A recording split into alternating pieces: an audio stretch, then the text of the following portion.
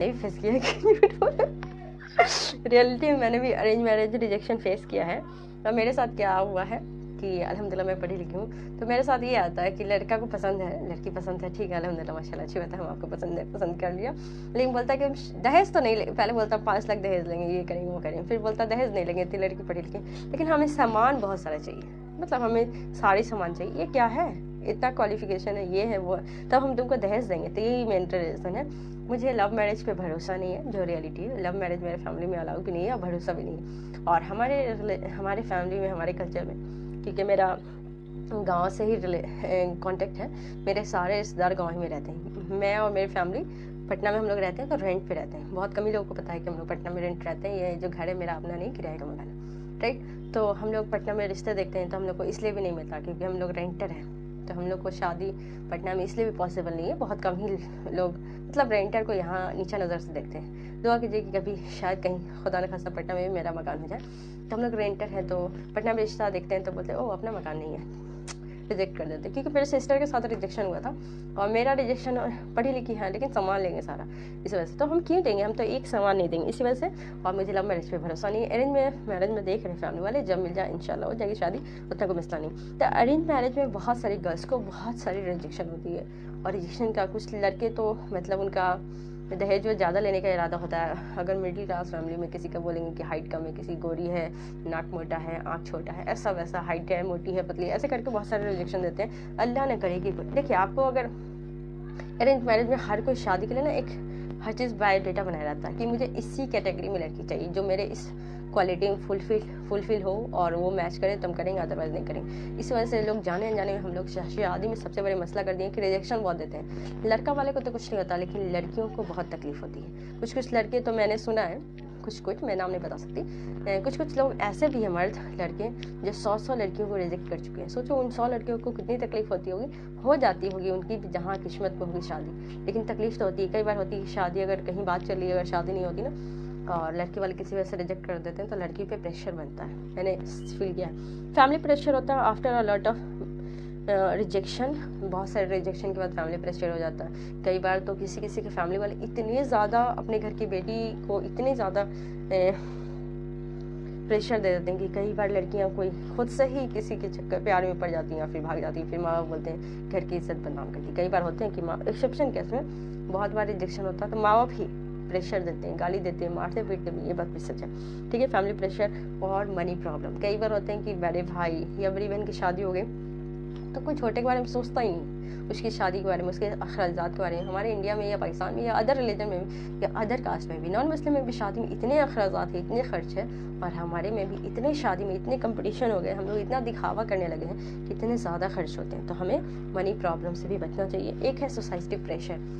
Society pressure भी, अगर लड़की की शादी नहीं हुई तो भी प्रेशर मिलता है, क्यों नहीं हुई, क्यों हुई, लड़की में ये ऐब है, वो ऐब है, ऐसे शादी नहीं होगी, वैसे शादी नहीं होगी। फिर उन लोगों के दिमाग में आ जाता है कि चलो कोई शादी नहीं हो रही है। और कई बार होता है कि बहुत सारा रिजेक्शन मिलता है, शादी नहीं होता, तो लड़की सोचती कहीं से शादी आ रहा है, कहीं से प्रपोजल आ रहा है, वो सोचती नहीं कि अच्छा क्या होगा, रिजल्ट क्या आएगा, अच्छा है बुरा है, बस भागकर शादी कर लेती है। नेक्स्ट है ब्रदर सिस्टर लो सपोर्ट। कई बार ये भी है कि छोटी बेटी या सबसे छोटी बेटी या बीच की कोई भी, या जो उनसे बड़े भाई बहन होता है, उनका बॉन्डिंग अच्छा नहीं होता, उनसे बॉन्डिंग अच्छा नहीं होता, या ब्रदर या सिस्टर उनको सपोर्ट नहीं करती। इन सब रीज़न से भी क्या करते हैं कि लड़कियां भागकर शादी करती हैं। और ये ना सिर्फ अदर रिलीजन में करती हैं, अपने रिलीजन में भी करती हैं। हम ये नहीं कह सकते कि सभी अदर रिलीजन में भाग के शादी का भी यही रीज़न है, ठीक है। और नेक्स्ट है सबसे ज़्यादा जो मेन कॉज है, सबसे वाहियात जो आज के वक्त में कल्चर चला रहा है, GF-BF वाला, जो सबसे ज़्यादा है। देखिए आज के वक्त में हर किसी को शादी किसी से करना हो या नहीं, लेकिन हर कोई चाहता है कि कोई हो जिससे मैं बात करूँ, अपनी परेशानी बताऊँ और थोड़ी सी मीठे मीठे बातें करें, हर कोई चाहता है,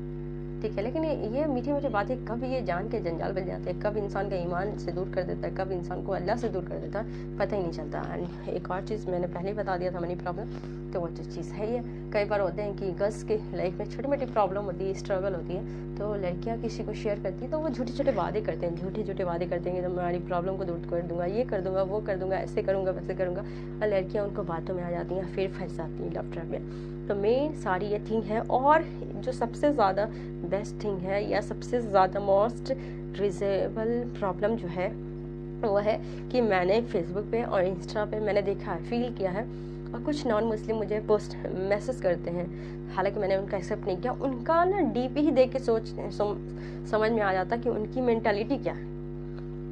मतलब उनकी डीपी से पता चल जाएगा कि वो इस्लाम के पक्के दुश्मन है और वो हिजाबी लड़की के पीछे हाथ धोकर नहीं ना हाथ धोकर पड़े हैं। मतलब इतनी वल्गर फोटो रहेंगे मुस्लिम लड़की का एडिटिंग करके, इतना और वाहियात के हम लोग सोच नहीं सकते। और कई बार ऐसे भी नॉन मुस्लिम लड़के हैं, उनके दिमाग में इतने कचरे भर गए हैं कि वो हिजाब को, इस्लाम की लड़की को या मुस्लिम लड़की को बदनाम करने के लिए ना सिर्फ अगर उनको मुस्लिम लड़की नहीं मिलती ना तो अपने ही गर्लफ्रेंड को, अपनी बहन को हिजाब पहनाकर गंदी गंदी वीडियो बनाते हैं और मुस्लिम को बदनाम करते हैं। ये कोई सही नहीं कि हर बार मुस्लिम ही लड़कियां गलत हों, कई बार नॉन मुस्लिम लोग खुद, हम मना करेंगे कि नॉन मुस्लिम लोग खुद वैसे अपनी बहन को, अपनी गर्लफ्रेंड को वैसे नकाब में, पर्दा में वीडियो बनाते हैं और इतनी गंदी गंदी वीडियो बनाएंगे जितना हम लोग सोच नहीं सकते। मतलब हर हद पार। मतलब कुछ लोग ऐसे हैं कि मतलब पोर्न वेबसाइट, हालांकि मैं ये फेसबुक पे तो ये सब वर्ड नहीं ले सकती, लेकिन पोर्न वेबसाइट पे कुछ लोग ऐसे हैं कि एडिटिंग करके, मतलब गर्ल्स कोई और है, बस उसको पर्दा में रखा है बदनाम करने के लिए, हिजाब को बदनाम करने के लिए, नकाब को बदनाम करने के लिए मुस्लिम को, और वो रियल में मुस्लिम होती नहीं है। तो एरो गैरो नथु खैरो इंसान सोचता ही नहीं कि क्या बात है, बस कुछ भी देखता और रिएक्ट करता है। हम मुसलमानों की सबसे बड़ी प्रॉब्लम ये कि कोई भी चीज़ को हम लोग जड़ तक नहीं जाते। मैंने कम से कम 10 ऐसे लोगों की आईडी, ऐसे तो मैंने 50-60 से भी ज़्यादा आईडी देखी है।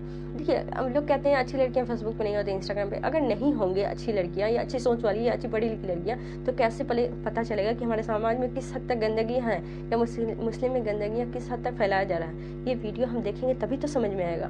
तो मैंने देखा, फील किया कि कुछ ऐसे लड़के हैं जो वल्गर वीडियो बनाते हैं, फोटो बनाते हैं, उनके स्टोरी पे, उनके क्या कहते हैं, डीपी में ही ऐसी गंदी वीडियो है या फोटो है जिसको देख के शेम आता है, शेम ऑन यू, कि कैसे मुस्लिम के बारे में सोचते हैं, मुस्लिम लड़कियों के बारे में सोचते हैं। अल्लाह उन सभी को हिदायत दे। और हमें मोस्ट इम्पॉर्टेंट थिंग कि हम सभी को चाहिए कि इस तरह की जो गंदी वीडियो वाली या डीपी वाली,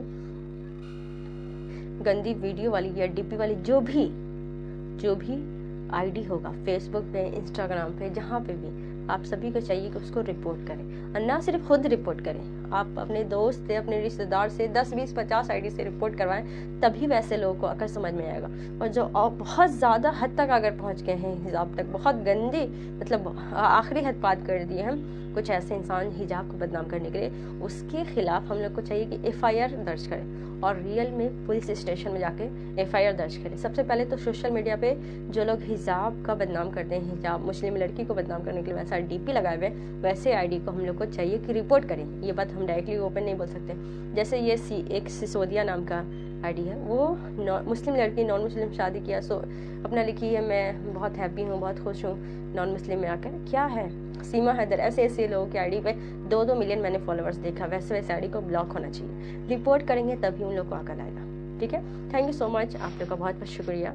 वीडियो बहुत लॉन्ग हो गई क्योंकि A to Z एक ही वीडियो में बात की है। अल्लाह हाफिज़, मगरिब का टाइम हो गया।